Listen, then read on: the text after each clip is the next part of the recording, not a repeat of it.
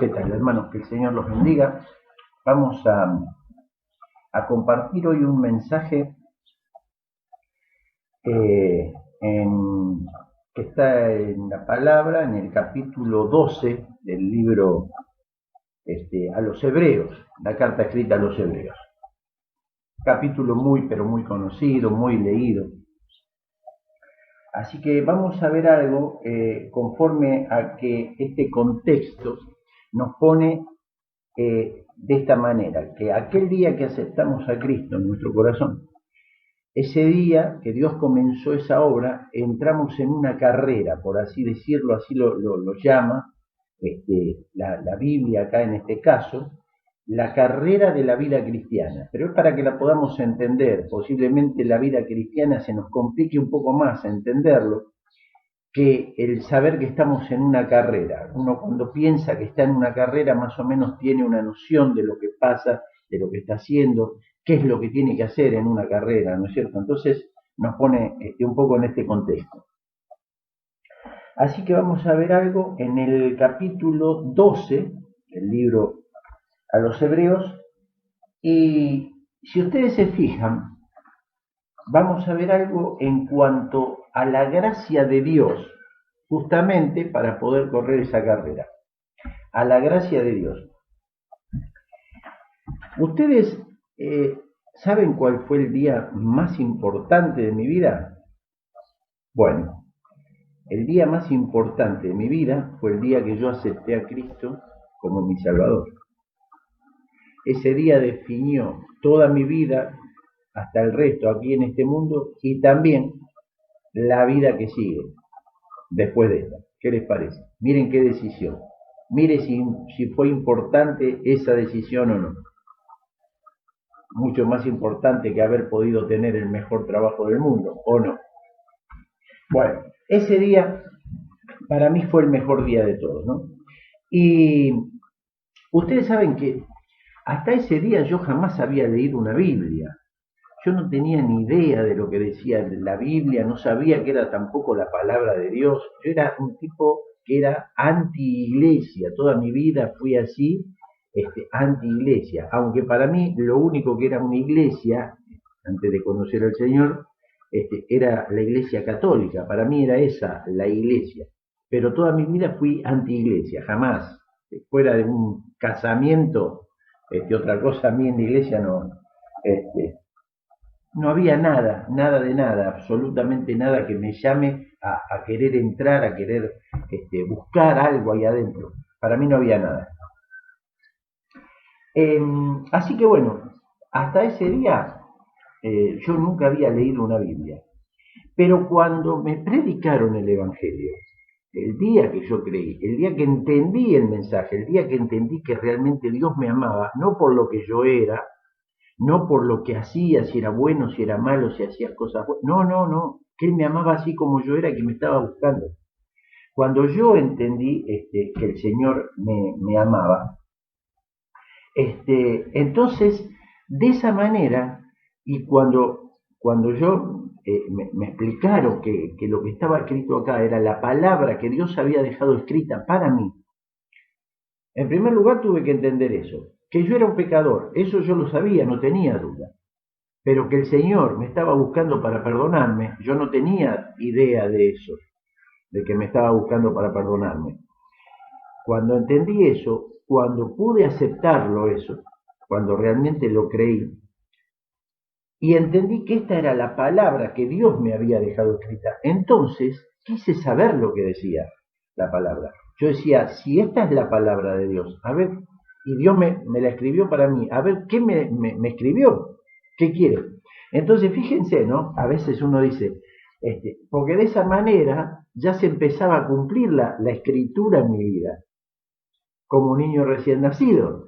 ¿No es cierto? ¿Se acuerdan lo que dice el apóstol Pedro? Desead como niño recién nacido la leche espiritual no adulterada, para que por ella crezcáis para la salvación. Entonces la palabra se empezaba a cumplir de esa manera en mi vida. Lo que quiero que entiendas es lo siguiente. Si no consumís este libro, esta palabra de Dios, si no la consumís, no te vas a poder alimentar, no vas a poder crecer, ¿entendés? Y es más, vas a terminar muriendo, espiritualmente hablando. Te lo estoy diciendo por esta sencilla razón. Mirá, si dice, la ponen en contexto a la palabra que es como una leche espiritual, no adulterada. Ustedes saben qué pasa cuando un bebé llora es porque necesita comer, alimentarse, ¿sí? Bueno, el tema es este. ¿Qué pasa si a un bebé lo dejas sin alimentarse y no le das más leche? Y no le das más nada. ¿Qué pasa? Llora hasta que se muere.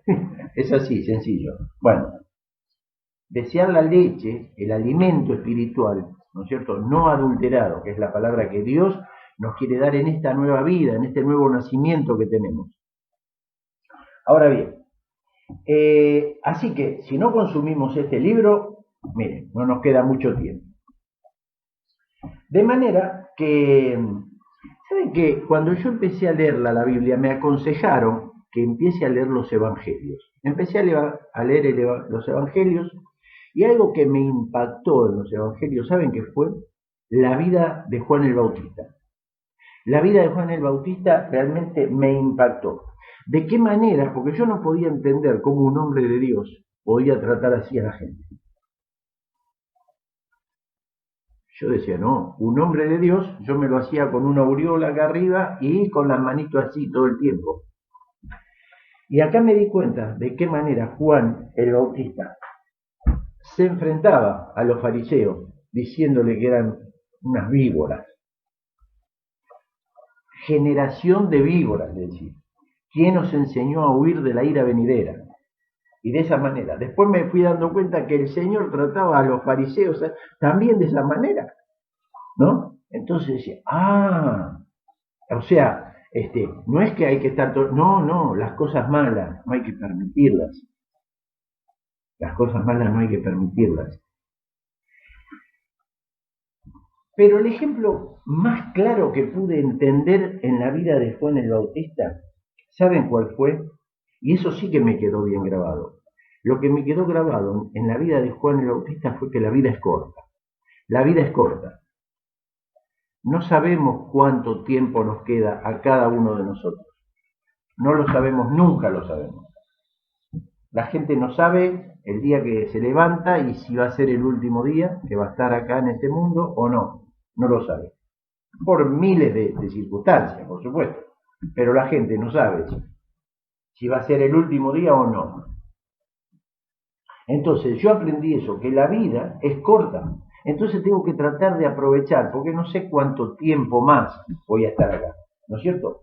Ahora, otra cosa que aprendí fue lo siguiente, que todo lo que yo haga en mi vida, de todo lo que yo haga, lo único que va a quedar, escuchen bien, va a ser lo que haga para Dios. Otra cosa no va a quedar. Porque lamentablemente esta vida es muy corta, ya le digo, se termina pronto.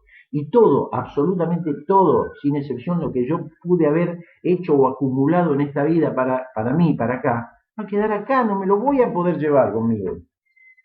Pero sí va a haber cosas que me voy a poder llevar conmigo, que son las cosas que yo acá, en este mundo, haga para el Señor. Eso sí me lo voy a poder llevar. ¿Entienden? Entonces, no es difícil, es cuestión de razonar un poco. Es cuestión de razonar. Y más que de razonar, de creer, porque esto posiblemente muchos lo razonen, pero piensen, ¿y será verdad? ¿No? Dudando lo que dice la palabra. Dudando lo que dice la palabra. Así que en Hebreos 12, en este capítulo, sabemos que el versículo 1 es un versículo que viene enganchado con el capítulo anterior. No sé si recuerdan. Los héroes de la fe. ¿Por qué viene enganchado? Bueno, sencillamente porque empieza el capítulo diciendo, por tanto. O sea, lo que está diciendo eso es, por todo esto que hemos escrito hasta ahora les cuento esto.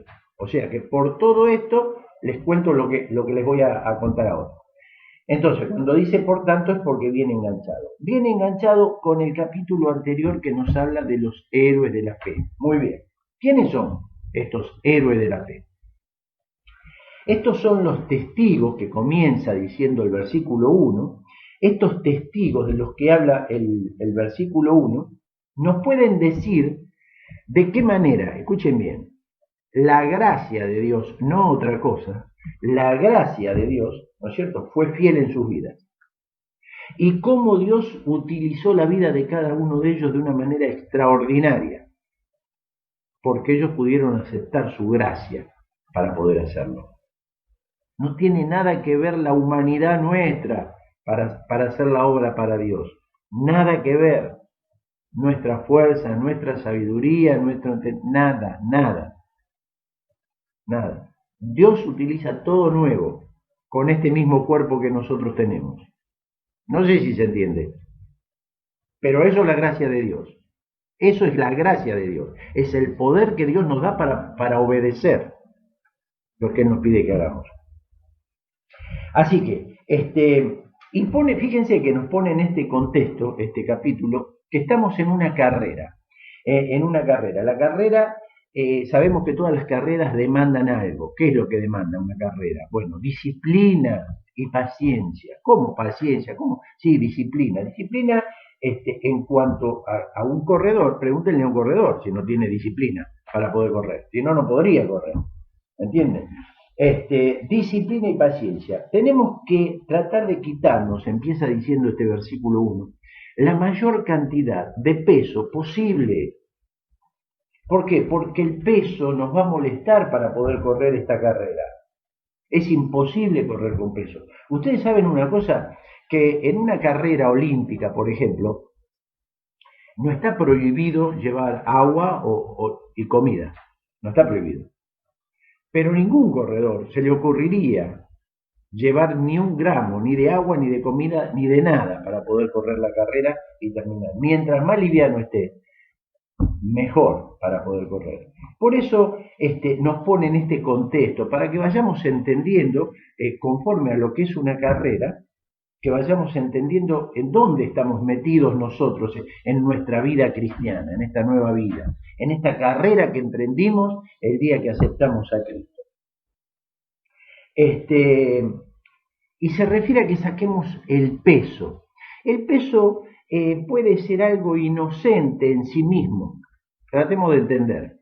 No es algo que está prohibido totalmente, pero el peso no nos permite correr. ¿Entienden? Y si tal vez nos permite correr, no nos va a permitir ganar. Puede ser algo como posesiones materiales, ¿sí? ¿Qué me está diciendo? Que venda todo, que saque todo lo que... No, para nada, no estoy hablando de eso, tratemos de entender. Estoy hablando que quite eso de acá y de acá, ¿entienden? De acá y de acá, que no viva solamente toda mi vida metido en eso es lo que está diciendo. En todo lo que tengo, en todo lo que puedo tener, en más querer no es lo que Dios quiere, porque la vida se acaba pronto. Pregúntenle a Juan el Bautista. ¿Y para qué me va a servir todo eso si no me voy a poder llevar nada, nada, absolutamente? ¿Entienden? Entonces, para poder correr esta carrera tengo que empezar a despojarme de ese tipo de peso. Puede ser algún vínculo familiar a lo mejor. Tanto lo quiero, lo amo, lo necesito, que para mí está antes que todo. No tiene que estar antes que todo. Está Dios antes que Él. No. Sí, yo te digo que sí. Para poder correr esta carrera, Dios tiene que estar ante. No te está diciendo olvídate de ese familiar y tirarlo a la basura. No te está diciendo eso. Hermano, tratemos de entender lo que está hablando la palabra. Ponelo en segundo lugar, poné primero al Señor. Porque estás corriendo una carrera, que esta carrera la estás corriendo vos. No tiene nada que ver tu familiar o tu pariente en esta carrera que estás corriendo. Pero sí tiene mucho que ver en que te está poniendo un peso que no te deja correr. ¿Entendés? Puede ser a lo mejor el amor a la comodidad también. Puede ser el amor a la comodidad. Y no, sí, pero mira el frío que hace. Mira si voy a salir ahora con el frío que hace. pleno invierno, el calor que hace, mirá, estamos en verano, mirá, 30 y pico de grados, ¿sabés lo que es salir para ir hasta... Todo peso, no es que sean cosas, no es un pecado grave, pero es todo peso que nos impide correr la carrera. Pero mirá, cayeron un par de gotas, ¿no? A ver si se larga a llover y me mojo un poco y... ¿Qué? ¿Entienden? Las excusas que le ponemos a Dios, ¿entienden ustedes las excusas que le... Porque estas excusas se las ponemos siempre, y que hay un campeonato, y que está el partido, y que esto, y que el otro, y estas excusas se las estamos poniendo a Dios. Imagínense, imagínense. Entonces, tenemos que despojarnos del peso, nos dice esto, pero también nos dice que tenemos que correr con paciencia, ¿no? Tenemos que correr con paciencia. Fíjense, dice el versículo que tenemos que mirarlos a estos ejemplos del capítulo anterior, como para poder correr la carrera. ¿Por qué? Porque tenemos que aprender algo. Tenemos que aprender cómo ellos pudieron correr y terminar la carrera. Eso es lo que tenemos que aprender. Y ellos son héroes de la fe. Héroes que fueron utilizados por Dios para hacer grandes cosas. ¿Sí? Y Dios está diciendo, fíjense porque ellos también corrieron la carrera. No es imposible, está diciendo. Ellos también la corrieron, ¿no es cierto? Entonces, tenemos que mirarlos a ellos. Pero escuchen bien y presten atención, porque la Biblia no termina este capítulo en el versículo 1. Sigue un versículo más, que es el 2. En el versículo 2 nos dice que hay un mayor ejemplo a todos esos grandes hombres de la fe. Un mayor ejemplo. ¿Por qué mayor ejemplo? ¿Saben por qué? Por una sencilla razón. Que todos esos ejemplos del capítulo 11, todos, sin excepción, todos, en algún punto fallaron. Todos fallaron en algún punto. Pero cuando te dice poner los ojos en el Señor Jesucristo, es que Él nunca te va a fallar. Y Él va a estar firme ahí como tu meta para esperar que vos llegues. Esa es tu meta. Puesto los ojos en Jesús, el autor y consumador de la fe, hermano. Él fue el que incluso el que creó la fe para que nosotros podamos ser salvos, porque si no nuestra fe no podría alcanzarnos para hacernos salvos. Todo hizo Él en cuanto a nuestra salvación. Si en algún momento tuvimos o tenemos algo de fe, fue porque Él es el autor y el consumador de la fe. ¿Cuántas veces decimos, no, yo tengo fe, la verdad que no tengo nada? El Señor, si yo tengo algo de fe, porque Él me dio fe. Él puso en mí la fe porque no existía la fe. Así que nos dice que los miremos a ellos como ejemplo, pero que pongamos los ojos en el Señor Jesucristo. Esto es muy sencillo. Todos ellos fallaron en algún momento. Y yo les quiero decir algo. Nosotros también vamos a fallar. Nosotros vamos a fallar, hermano. De hecho, sabemos perfectamente, sabemos que fallamos siempre.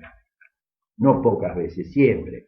Esto nos habla de qué, de que tus amigos te van a fallar, no te aferres tanto a tus amigos, porque ellos te van a fallar. Empecemos a levantar la vista. No te aferres tanto a tus familiares. ¿Cómo mis familiares? Mi papá, mi mamá me van a fallar. Sí, por supuesto, te van a fallar. No muchas veces te van a fallar. Y bueno, entonces voy a buscar a los hermanos de la iglesia, porque ellos también te van a fallar. Más de una vez también te van a fallar, hermano. Bueno, está bien. Bueno, listo, entonces me voy a quedar con el pastor, porque el pastor sí es un hombre que... No, el pastor nada. Te va a fallar el pastor también. ¿Vos sabías eso? Bueno, si no lo sabías, ahora lo sabés. El pastor también te va a fallar. Puesto los ojos, ¿en quién? En Jesús, hermano, no hay otro en que podamos poner. Él es el único que no te va a fallar. ¿Sabes por qué no te va a fallar? Tratemos de entender, de razonar. Él no te va a fallar por la sencilla razón de que Él nunca te falló anteriormente. Todo lo que tuvo que venir a hacer por vos, vino y lo hizo por vos. Y todo lo que va a hacer por vos en la eternidad ya está cumplido, porque es Dios y nadie lo puede impedir. Entonces, Él es el único que nunca te va a faltar. ¿Qué te parece? Así que bueno, presta atención. Dice que para poder correr esta carrera tenemos que tener paciencia, aparte de sacarnos el peso. ¿Y de qué es la paciencia? Porque esto es algo medio contradictorio. En una carrera lo que menos haría falta es paciencia. Bueno, para poder correr esta carrera de la vida cristiana hace falta paciencia. ¿Entendés? ¿Por qué? Y bueno, porque la paciencia sencillamente significa que a pesar de los problemas, que a pesar de las pruebas, muchas de ellas difíciles, ¿sí? Que tenemos que seguir corriendo. Eso es tener paciencia. Eso es tener paciencia. ¿Sabes cuál es un ejemplo de la paciencia? Escuchá bien y presta atención. Un ejemplo de la paciencia es la que el Señor Jesucristo tuvo, ¿sabes dónde? En la cruz. Porque Él se podría haber bajado en algún momento de la cruz en la condición en la que estaba. ¿Qué te parece? Si pensás que no, entonces vos no crees realmente que el Señor Jesucristo es Dios. Si pensás que no. Tratá de pensar. Si vos crees que el Señor Jesucristo, estando en la cruz, en esa condición en la que estaba, no se podía haber bajado de la cruz, entonces porque vos no estás pensando o no estás creyendo que el Señor Jesucristo es Dios. Se podía haber bajado perfectamente. Pero ¿sabés por qué Él tuvo paciencia en la cruz? Porque se quedó en la cruz hasta que terminó de derramar toda su sangre, hasta la última gota, y después murió. Entonces tuvo paciencia. Eso es tener paciencia. Se podía haber bajado en cualquier momento. Tratá de entender estas cosas. Porque la palabra dice que como creyente tenemos la mente de Cristo. Entonces, a medida que vamos leyendo la Escritura, el Señor te va mostrando cosas que Él te quiere enseñar. Así que bueno. Y yo sé que para ninguno de nosotros es fácil correr esta carrera, ¿no es cierto? Porque los problemas, las situaciones son cada día peor a veces. Cuando entramos en tribulaciones, como dice la palabra, entramos en tribulaciones. ¿Qué serían tribulaciones? Bueno, tribulaciones que vos tenés un problema grande, y no terminaste con ese problema y te viene otro. Y no podés llegar a solucionar los dos problemas y te viene otro. Y esas son las tribulaciones.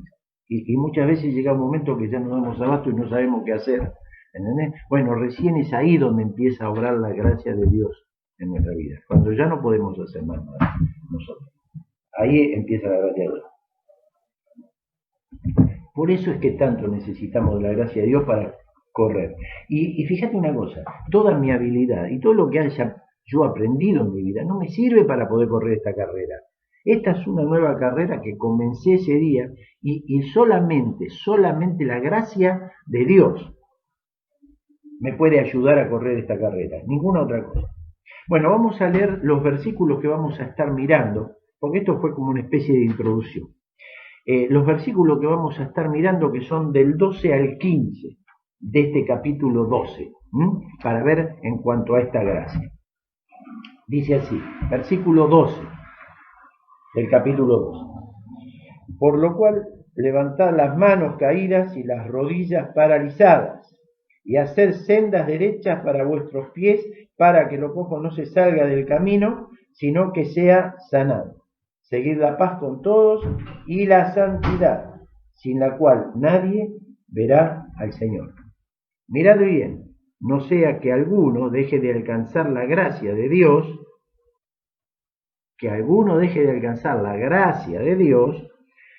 que brotando alguna raíz de amargura, esto os estorbe y por ella muchos sean contaminados. Hasta acá la palabra, ¿no? Del 12 hasta el 15. Muy bien. El versículo 12 lo que nos dice es que tenemos que empezar a ordenar ciertas cosas en nuestra vida. ¿No es cierto? Por lo cual levantad las manos caídas.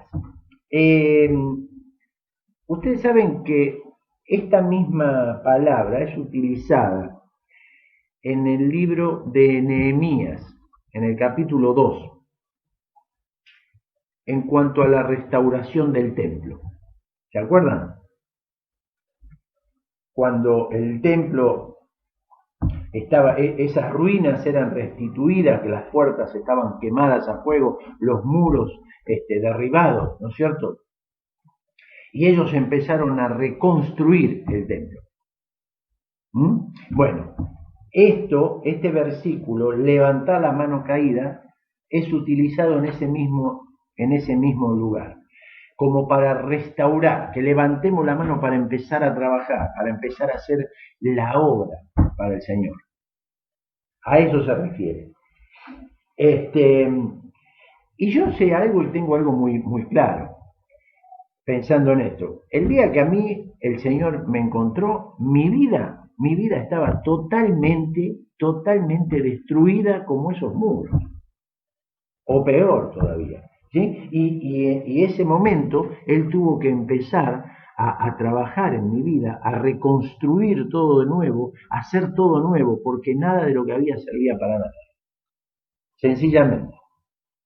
Así que esto es lo que dice. Entonces, recordemos otra vez, estamos en un estadio, nos pone en el contexto de que estamos en un estadio. Muy bien. Y el versículo nos dice, levantad las manos caídas. ¿Recuerdan quién fue que les dije que hizo la palabra? ¿Para quién? Muy bien. Fue Dios y para nosotros. Cuando yo leo, levantad la mano caída, tengo que tratar de entender algo. ¿Por qué Dios me está diciendo, levantad las manos caídas? Porque la palabra es para mí. Si Dios me la dejó para mí y yo leo, levantá las manos caídas, es porque Dios me está diciendo, pichón, levantá las manos. Entonces tengo que tratar de pensar, ¿cómo levantar las manos? ¿Por qué tengo que levantar? ¿Qué tengo que hacer para levantar las manos? ¿No es cierto? Bueno, muy bien, dice, por levantar las manos caídas. Fíjense que estamos en el contexto de que estamos en una carrera. Y para poder correr una carrera, uno no puede bajar los brazos. No se puede correr con los brazos a los costados del cuerpo, porque no se puede correr, es imposible.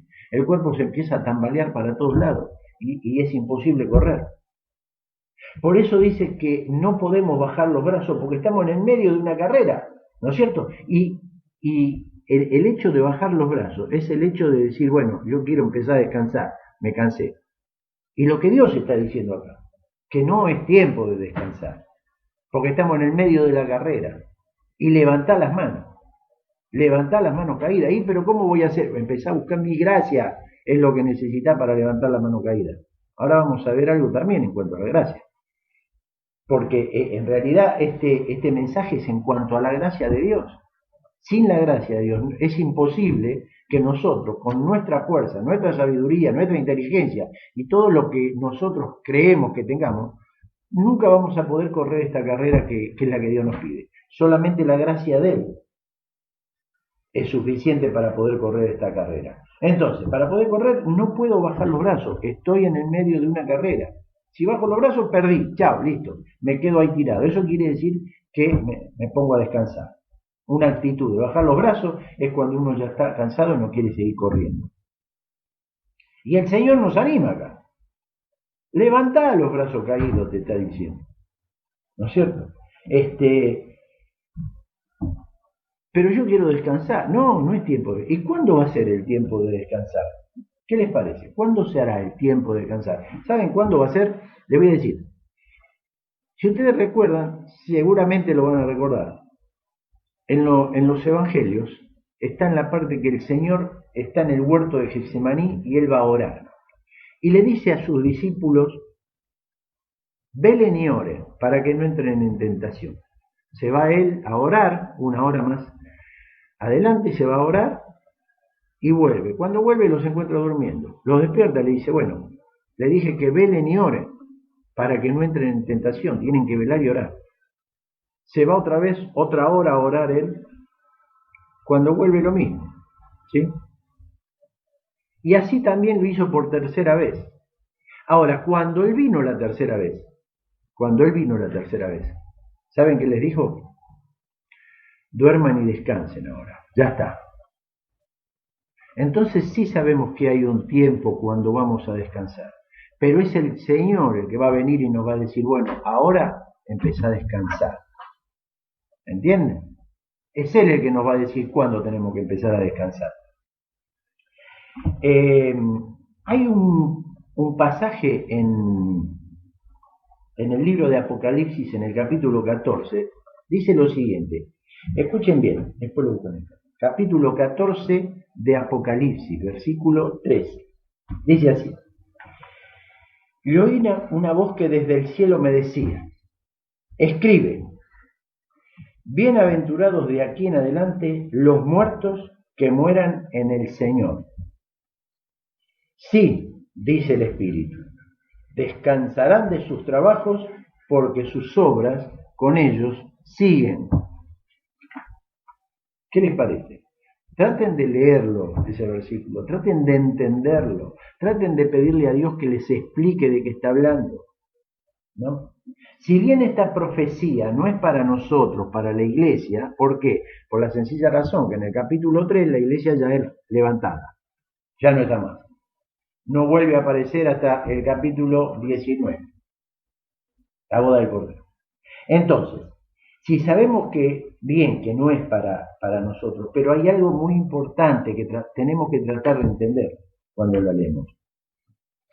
Sabemos que la obra que hagamos, que sea para el Señor, como decíamos al principio, sea cual sea la obra que hagamos, pero que sea para el Señor, va a perdurar. A eso se refiere. Esa obra va a perdurar, decía el versículo recién, ¿no? Y el escritor de esta carta, en el capítulo 11, cuando vimos todos esos héroes de la fe, ¿saben lo que dice en el versículo 4 refiriéndose a Abel? Dice así, y a un muerto habla. A un muerto habla. ¿Qué les parece? ¿Puede ser que un muerto hable? Bueno, hay una sencilla razón. Un muerto no habla, pero la obra que hizo el muerto sí sigue hablando, por más que él ya no esté más. Bienaventurados los que murieron en el Señor. Bienaventurados, por una sencilla razón. Por la sencilla razón de que ellos murieron en el Señor, pero sus obras van a seguir. La obra que nosotros hayamos hecho, sea poca o sea mucho, lo que hayamos hecho para el Señor, ¿sí? Va a seguir, ¿por qué? Por la sencilla razón de que los hermanos van a seguir hablando de la obra, se va a seguir haciendo el ministerio, ¿no es cierto? Y sabemos que es así. Sabemos que es así. Así que bueno, a un muerto habla, el versículo 4, ¿no? Ahora, el versículo que hemos leído, el 12, sigue hablando de algo más. Habla de las rodillas paralizadas. De las rodillas paralizadas. ¿De qué nos está hablando esto de las rodillas paralizadas? Bueno, sencillamente, fíjense, esto es lo que hace nuestro enemigo con los hijos de Dios. Eso es lo que hace. ¿Por qué? ¿Cómo es lo que hace? Claro, eso es lo que hace. ¿Para qué? Por una sencilla razón, para que no podamos correr la carrera. Entonces Él nos hace bajar los brazos. Él nos hace doblar las rodillas para que no podamos correr, hermano. Pero no es lo que el Señor está diciendo en el versículo 11. El Señor nos está animando, nos está haciendo que levantemos las manos, que enderecemos nuestras rodillas para poder correr. Este es un desafío de Dios para nosotros. Es un desafío que Dios está haciendo para nosotros. ¿Entienden? Entonces, sabemos que tenemos que correr esta carrera. Bueno, el versículo 2 lo volvemos a repetir. ¿En dónde tenemos que poner la mirada para poder correr esta carrera? Tenemos que mirar, ¿por qué? Fíjense que los demás que compiten con nosotros, ¿sí? Pueden parecer muy buenos, pero si están en la misma carrera que nosotros, están corriendo, ¿saben para qué? Para obtener el premio, que posiblemente nos corresponda a nosotros, si es que ganamos. Pero si se ponen a competir contra nosotros, es porque ellos también desean el premio que a nosotros nos pueden. Entonces tenemos que tratar de agarrar y no mirar para ningún lado, solamente la meta. Y ahí poner nuestra fuerza, nuestra mirada, nuestra sabiduría, nuestra inteligencia, todo ahí. No hay otra manera de poder llegar a correr esta carrera, ¿no? Dios es fiel y Dios nos desafía a que levantemos los brazos caídos. a que empecemos a enderezar las rodillas para poder correr la carrera que el Señor quiere que corramos. Y esto lo vamos a lograr solamente con su gracia. Bueno, por una cuestión del tiempo, vamos a dejar acá este mensaje. Vamos a continuar la próxima semana con los versículos del 13, 14 y el 15. Espero que haya sido de bendición. Mediten en esto, ¿no? Oren al Señor, díganle que el Señor les hable. Que el Señor los bendiga.